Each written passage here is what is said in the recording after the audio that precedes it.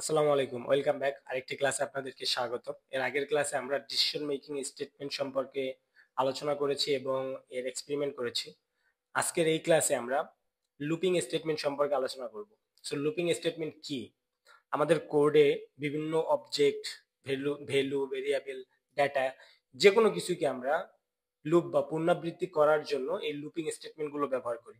কি কি looping statement রয়েছে সেগুলো সম্পর্কে একটু জানি। প্রথমে আছে ফর, ফর ইন, ফর একটা লুপ, ফর ইন একটা loop statement, while and do while।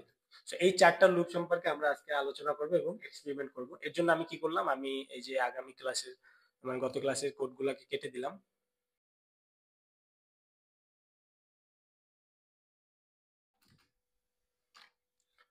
আমি এখানে ফর লুপটা এক্সপেরিমেন্ট করব। সো ফর লুপ লেখার জন্য আমরা এখানে ফর লিখলাম। এরপর আমাদের হবে এখানে ইনিশিয়ালাইজেশন। সো আমরা এখানে ইনিশিয়াল করব কোনো একটা মান, কোনো একটা ভ্যালু, মানে কোনো একটা মান এখানে ইনিশিয়াল করব। এরপর আমরা লিখব কন্ডিশন, এরপর আমরা লিখব ইনক্রিমেন্ট অথবা ডিক্রিমেন্ট। ওকে, সো ইনক্রিমেন্ট অথবা ডিক্রিমেন্ট এখানে আমরা করব, দেন আমাদের স্টেটমেন্ট এখানে রিটার্ন হবে।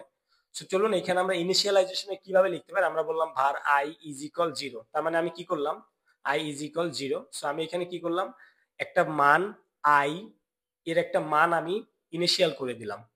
এরপর আমার এখানে কন্ডিশন হবে। সো আমি এখানে বললাম i greater than is equal 5। i এর মানটা যতক্ষণ না পর্যন্ত 5 হবে ততক্ষণ পর্যন্ত আমাদেরকে বারবার এই কন্ডিশনটা ট্রু রিটার্ন করবে। এরপর আমি ইনক্রিমেন্টের মধ্যে বললাম যে এই যে i এর মানটা এখান থেকে তো 0 থেকে শুরু হবে। সো i এর মানটা আমি কি করলাম, প্লাস প্লাস করে দিলাম, যাতে করে i এর মানটা একটা সময় গিয়ে পাস আমাদের কন্ডিশনটা ফলস হয় এবং আমাদের প্রোগ্রাম মানে লুপটা এখানে স্টপ হয়। সো আমাদের কন্ডিশনটা কি, যে আমরা একটা মান আছে i, একটা ভেরিয়েবল আছে যার মান হচ্ছে 0। এই 0 যতক্ষণ না পর্যন্ত 5-এর থেকে মানে বড় হবে, 5-এর থেকে বড় হবে ততক্ষণ পর্যন্ত আমাদের লুপটা চলবে। এবং আমি লাস্টে বলে দিলাম যে ঠিক আছে, তো i এর মানটা যেহেতু 0, তো প্রত্যেকবার লুপ চলবে এবং i এর মানটা আমার 1 1 করে বাড়বে। আসুন আমরা এখানে একটা প্রিন্ট করি। প্রিন্টের মধ্যে আমি লিখলাম যে result i equal i and then save. এখানে রান দিলাম এবং রান দেওয়ার পরে দেখেন আমার রেজাল্টে কি i এর মানটা 0 1 2 3 4। এখন 4 পর্যন্ত এসেই কেন থামলো, কারণ আমাদের i এর মানটা 0 থেকে শুরু হয়েছে। সো এটা 0 থেকেই কাউন্ট হবে এন্ড দেন 0 হওয়ার পরে এখানে আসলো, আসার পরে আমাদের কন্ডিশনটা দেখলো যে i এর মানটা তো এখন বর্তমানে কত আছে, 0, কারণ ইনিশিয়াল করছি কত 0, এখানে আসলো 0। সো এই কন্ডিশনটা ট্রু নাকি ফলস বলেন? এই কন্ডিশনটা কিন্তু ডেফিনেটলি ট্রু, কারণ 0 থেকে 5 বড়। এরপর আমি আসলাম, আসার পর আমি বললাম যে i এর মানটা তুমি অন প্লাস করে বাড়াই দাও, তার মানে এখানে 0, 0 এর সাথে প্লাস হইলো 1, তাহলে এখানে হয়ে গেল কত, এই 0 এর মানটা হয়ে গেল কত 1। আমার নিচে এই যে ব্লকের মধ্যে আসলো এবং আমাকে প্রিন্ট করে গেল i এর মান। i এর মানটা কিন্তু স্টিল 0। ওকে, i এর মানটা কি স্টিল 0। এরপর আসলো আবার পরবর্তীতে আবার একবার এই ফর লুপের মধ্যে ঢুকলো, ঢোকার পরে দেখলো যে i এর মানটা এখন বর্তমানে কত আছে 1 এন্ড দেন এটাও কি অন। সো অন 5 এর থেকে বড় নাকি ছোট, অবশ্যই ছোট, তার মানে আমাদের কন্ডিশন ট্রু। এন্ড ট্রু হওয়ার পরে এখানে ট্রু যেহেতু হয়েছে তার মানে আমাদের এই যে নিচের ব্লকটা কাজ করবে। এরপর আমরা কি করলাম, এই যে 0 জায়গায় হয়ে যাবে 1 এবং 1 প্লাস 1, i এর মানটা কিন্তু 2 হয়ে গেছে, বাট এটা আমরা পরে যখন পরবর্তীতে যখন আবার এই লুপের মধ্যে আসবো তখন i এর মানটা 2 ধরেই কাজ শুরু হবে। আমরা কিন্তু প্রিন্টের মধ্যে দেখতেছি এখানে i এর মানটা 1 প্রিন্ট হয়ে যাবে, এখানে 1 প্রিন্ট হবে। এরপর আমরা আবার এখানে আসলাম, আসার পরে দেখলাম যে এই যে এইখান থেকে কিন্তু আমাদের i এর মানটা 2 হইছে অলরেডি, তাই না? সো আমরা কিন্তু এখানে 2 পাইলাম, i এর মান কত পাইলাম 2, সেখানে পাইলাম কত 2 এন্ড দেন 2 5-এর থেকে বড় নাকি ছোট, অবশ্যই ছোট।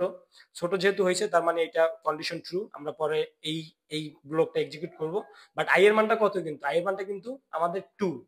ওকে, i এর মানটা কিন্তু আমাদের কত 2 এন্ড দেন 2 প্লাস 1 ইকুয়াল কত 3। আবার আমাদের লুপটা ঘুরলো, ঘোরার পরে এখানে i এর মান হয়ে গেল 3, 3 এর পর এটাও 3।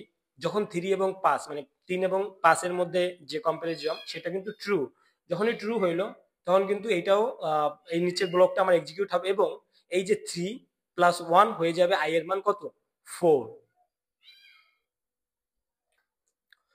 সো i এর মানটা কি এখান থেকে আমাদের 4 হয়ে যাবে। আবার আমাদের লুপটা ঘুরবে, যেহেতু আমাদের কন্ডিশন ট্রু হয়েছিল তার মানে আমাদের লুপটা আবার ঘুরবে, ঘোরার পরে এই যে i এর মান হয়ে যাবে কত 5 এন্ড দেন যখন এটাও i এর মানটা হয়ে যাবে, সরি i এর মানটা হয়ে যাবে 4। 4 এর পরে আমাদের এই যে এই লুপটা কিন্তু আবারও ট্রু, যেহেতু আমাদের লুপটা ট্রু, সো ঘোরার পর এখানে আই এর মানটা কিন্তু স্টিল 4। সো 4 এবং 5 এই কম্পারিজন কিন্তু আমরা দেখতে পাচ্ছি যে ট্রু। যেহেতু ট্রু তার মানে আমাদের এই লুপটা আবার একবার কিন্তু ঘুরবে। ঘোরার পরে যে 4 এর সাথে 1 যোগ হয়ে গেল কত 5, তার মানে আই এর মান এখন বর্তমানে আমাদের কাছে আছে 5, এন্ড দেন এখানেও হবে 5, যেহেতু এখানে আমরা আই। এবার বলেন তো এই কন্ডিশনটা ট্রু নাকি ফলস? ডেফিনেটলি এই কন্ডিশনটা ফলস, কারণ 5 এবং 5, 5 এর থেকে 5 বড়, এটা না, ফলস। সো এটা যদি এরকমের হইতো যে বড় অ্যান্ড ইকুয়াল, তাহলে কিন্তু এই কন্ডিশন ট্রু ছিল, বাট এখন কিন্তু এটা ট্রু না। এটা কিন্তু এখন ট্রু না, তার মানে ফলস। আমার এই লুপটার এক্সিকিউট হবে না। সো আশা করি আপনারা ফর লুপ সম্পর্কে ধারণা পেয়েছেন। আপনারা নিজেরা প্র্যাকটিস করবেন, বাসায় প্র্যাকটিস করলে ফর লুপটা সম্পর্কে আরো বিস্তারিতভাবে আপনারা নিজেরাই শিখতে পারবেন। ওকে, এটা কিন্তু খুবই দরকার। আমরা যখন প্রোগ্রামিং করব, for loop, while loop, switch case, এগুলো আমরা অনেক জায়গায় ব্যবহার করব, যার কারণে আপনাদের এই যে বেসিক ধারণাটা রাখতেই হবে।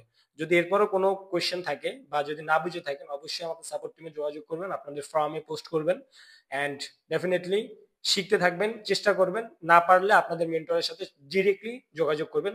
এই জিনিসগুলো আমাদের মোস্ট ইম্পর্টেন্ট।